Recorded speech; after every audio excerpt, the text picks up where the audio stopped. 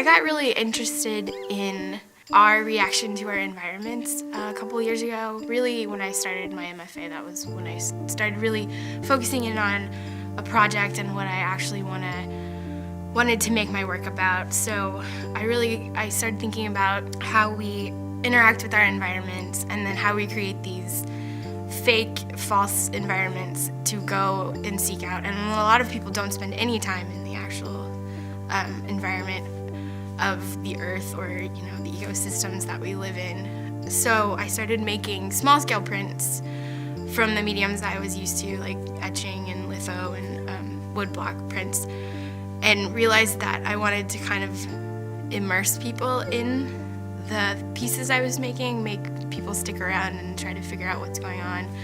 So I created a whole suite of prints that really addressed that issue more of in like a cosmic way, making things that were related to space and just using the processes in order to create this depth. But I realized that it wasn't really enough to keep people around, it's pretty, it's nice, and then they would move away from it. So I thought about installation. With all of the artists, I was especially interested in proposals that incorporated some kind of experimental or new technique or a new way to get at, a new way to work with a medium.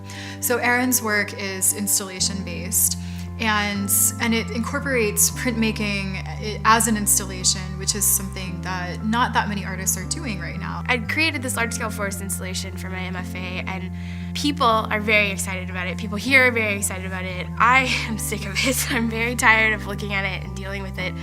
And I felt like for Momentum Spotlight, I needed to do something different in the same vein, but like a totally different environment, something that people in Oklahoma may have never experienced. And so I immediately thought underwater. I mean, there's no coastline here.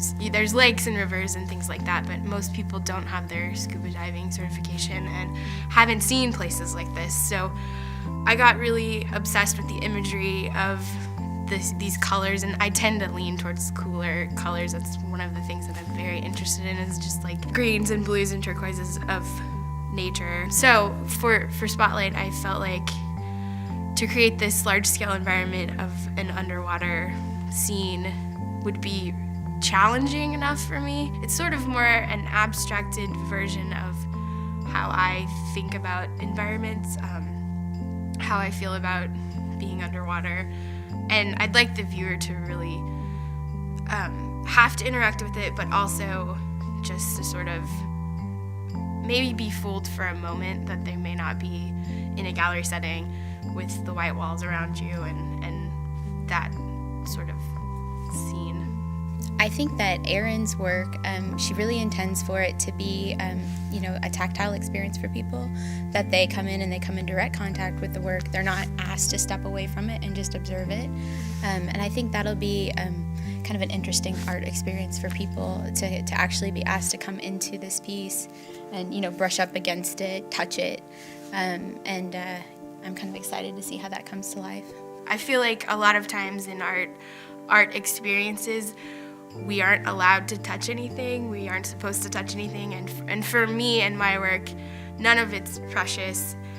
Although it's time-consuming and takes a long time to make, I would rather the viewer gain an understanding of what the materials are and what the environment is, rather than feel like they need to put it on a pedestal and step back from it. I think with Erin's project, the idea of transporting people and putting them into this sea-like atmosphere is also a way to get people to think some about the environment and the ways that we treat the environment. I think it's very thought-provoking, and the fact that it is really intimate makes it very personal, and one of the things that she really wants people to consider is our impact on the environment.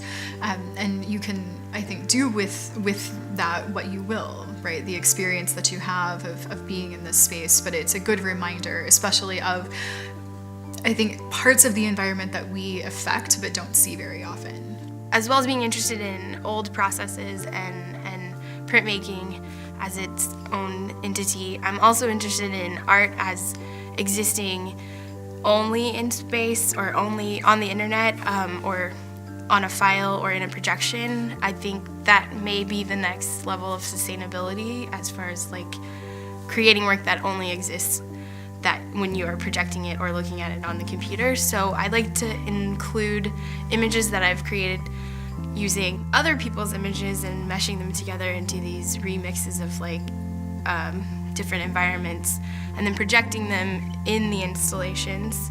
I'm also interested in kinetic movement and really recreating these environments to the point where you're not totally fooled, you understand you're in a synthetic environment, but there's an element of like magic to it.